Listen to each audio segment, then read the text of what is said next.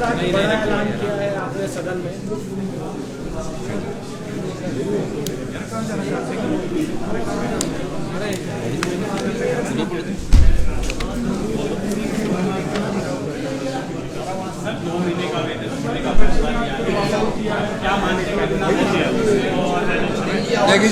आपने कहा है कि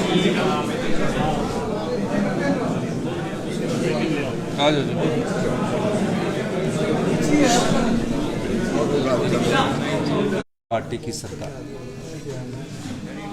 जिन्होंने समय एग्जॉस्ट कर लिया है, यानी कि उसका उन्होंने व्यवस्था में सुधार होता दिख रहा है। ये पहली बार है कि प्रदेश के राजस्व में 2200 करोड़ रुपए बातों को भी ध्यान से रखे कि हमें कुछ कड़े फैसले लेने पड़ेंगे। इन कड़े फैसलों के स्वरूप हम आगे बढ़ रहे हैं। मैं चाहूँगा प्रदेश की सभी जनता का, समाज के सभी वर्गों का हमें सहयोग मिले और जिस दृढ़ निश्चय से और जिस इच्छा शक्ति से हम आगे बढ़ रहे हैं, इस स्थिति पर हम आने वाले वित्तीय वर्ष में काबू पाने की पूरी कोशिश करेंगे और 2027 तक हिमाचल प्रदेश को आत्मनिर्भर बनाने वाले प्रयास हमारे सफल होंगे। यही मैं बार बार कहता हूं और 2032 तक हिमाचल प्रदेश को समृद्धशाली और अमीर राज्य बनाने में कोई रोक नहीं सकता, लेकिन उससे पहले हमको इसके फैसले करने हैं। सरकारें आती है, सरकारें जाती है। आज हम मुख्यमंत्री है, कल कोई और मुख्यमंत्री हो, लेकिन प्रदेश की आर्थिक को अगर इस दशा पर छोड़ देंगे तो भविष्य की जो युवा पीढ़ी है उनको रोजगार कहां से पैदा होंगे, नई योजनाओं पर कहां से धन आएगा, शिक्षा का स्तर जो कि गुणात्मक शिक्षा के स्तर पर हम 18वें स्थान पर पहुंच चुके हैं, उसमें कैसे सुधार आएगा। हेल्थ सेक्टर में हम निचले स्तर पर पहुंच चुके हैं, उसमें कैसे सुधार आएगा। हमारी सरकार इस सभी दृष्टिकोण से कार्य कर रही है। राजस्व में किस प्रकार से हमने आगे बढ़ना है, हॉर्टिकल्चर में किस प्रकार से आगे बढ़ना है, एग्रीकल्चर में किस प्रकार से आगे बढ़ना है, समाज के सभी वर्गों का कैसे ख्याल रखना है और समाज के अंतिम व्यक्ति तक हमारी सरकार जो सरकारी धन है उसको कैसे पहुंचाएगी, इस दृष्टि से हमारी सरकार कार्य कर रही है। हमने मंत्रिमंडल में चर्चा की। मंत्रिमंडल के चर्चा के बाद सभी मंत्रियों ने ये कहा कि हमें प्रदेश का हित पहले देखना है, प्रदेश को आत्मनिर्भर हमने बनाना है। लेकिन जिस प्रकार पिछले 5 साल में प्रदेश के धन को लुटा दिया गया, वो बड़ी शर्मनाक बात है। इस स्थिति को देखते हुए प्रदेश की वित्तीय स्थिति ठीक नहीं है। इसके कई कारण हैं। हम अपनी सरकारी कर्मचारियों को, अधिकारियों को, उनके बढ़ापे को सुरक्षित करना चाहते हैं।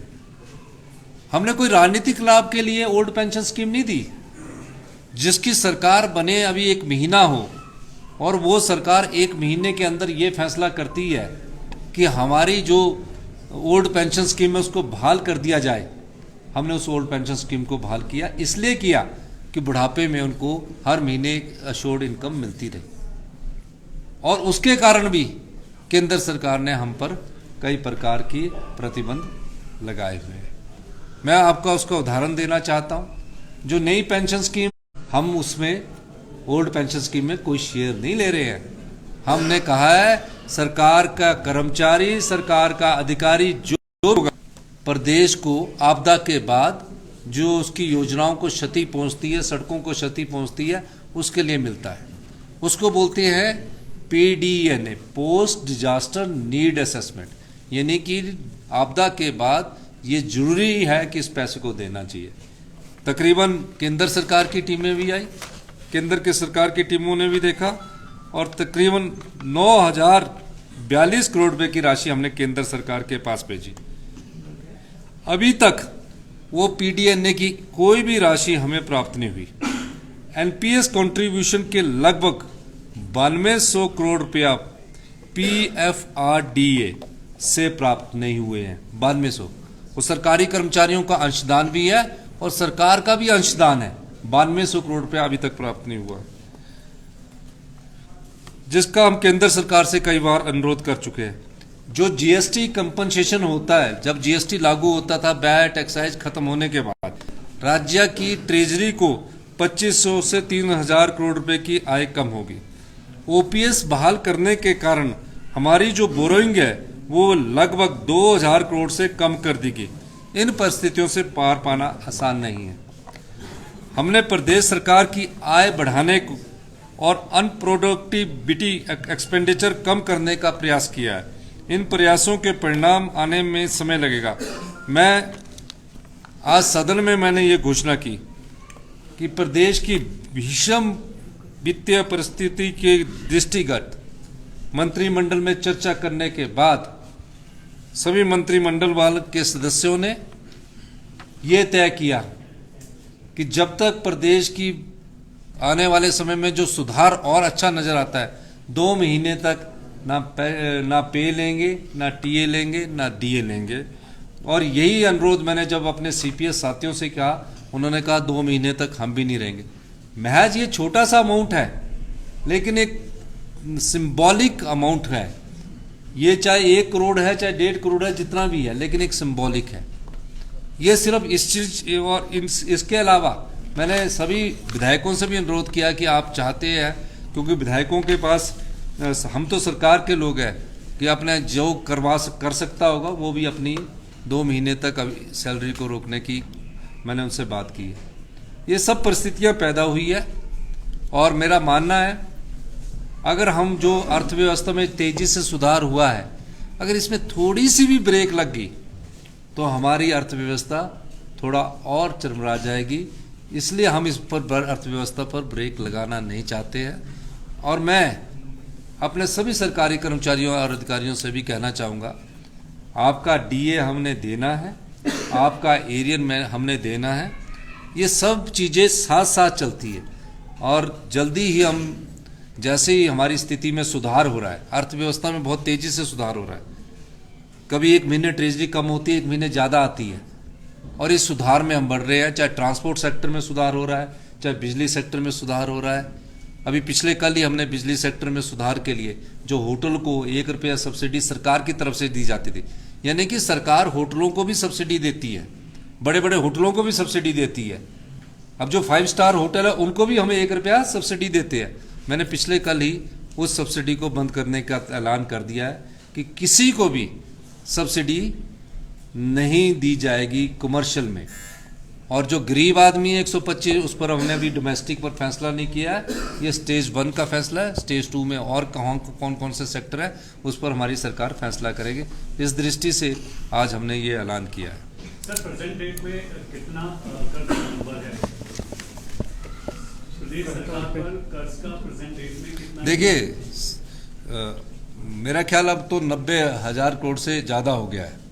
और जो सरकारी कर्मचारियों की देनदारी और निकाल के पहले 10,000 करोड़ थी जो हमने देनदारियां दी है, 1,000 करोड़ कम कर ली है, 9,000 करोड़ की और देनदारियां सरकारी कर्मचारी और अधिकारियों की है। एक बात और मैं बताना चाहता हूं, हमें कैपिटल एक्सपेंडिचर भी करना है, हमें रोडों पर भी पैसा खर्च करना, तभी अर्थव्यवस्था में सुधार होता है। पीने की पानी की योजनाओं पर भी हमने खर्च करना, तभी अर्थव्यवस्था में सुधार होता है। ये कैपिटल एक्सपेंडिचर बोलते हैं इसको कैपिटल एक्सपेंडिचर बोलते हैं। नई बिल्डिंग्स बनानी है, पुरानी डालना था। भारतीय जनता पार्टी की सरकार रही तो 5 वर्ष में भारतीय जनता पार्टी ने सिर्फ 5 वर्ष में 665 करोड़ रुपया राजस्व कमाया 5 साल में। अब आप बताइए, घोटाला ये है कि जो 1 साल में 485 करोड़ रुपया हमने सरकार की ट्रेजरी में लाया, 1 साल में, 1 साल में। और जो वो बोल रहे हैं 2-4 ठेकों की बात कर रहे हैं, शराब के ठेकों की, पूरे 5-4 ठेकों की बात कर रहे हैं, वो ओपन ट्रांसपेरेंसी से होता है, उसमें बोली होती है। कई बार ठेका ज्यादा आता है, कई बार कम होता है, लेकिन वो जो रिजर्व प्राइस है वो हमने 10% इस बोली से बढ़ा कर रखा। तो नहीं आए ठेकेदार, तो उन्होंने बोला नहीं आए, तो उसमें क्या हो गया? ये नहीं है घोटाला, तो ये है कि जो 5 साल में 600 करोड़ कमा रहे, हम 1 साल में 500 करोड़ कमा रहे। कौन सा ये खुद अंदाजा लगाइए। लेकिन कई बार आंतरिक राजनीति भी होती है। वो एक्साइज मिनिस्टर कौन थे पिछली बार के, उनको इस बात का जवाब देना चाहिए, पिछली बार के जो एक्साइज मिनिस्टर कौन थे, कि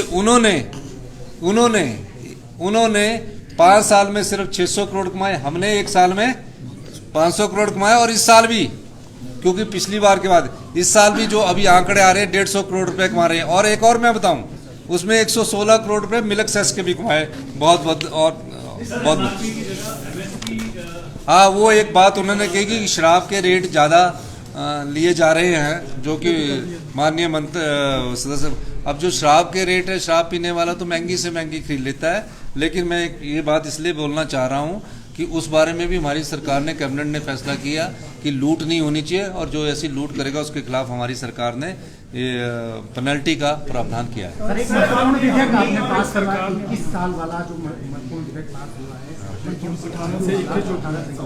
उसको लेकर क्या कहेंगे? देखिए, हिमाचल प्रदेश ने अपना कानून बनाया, बेटियों की उम्र को 18 से 21 साल किया है, और महिलाओं के प्रति हमारी सरकार संवेदनशील है। 1500 रुपया हमने दिया, और ये 18 से 21 का बिल हम लाए, और जो लैंड सीलिंग एक्ट के तहत उनकी प्रॉपर्टी राइट था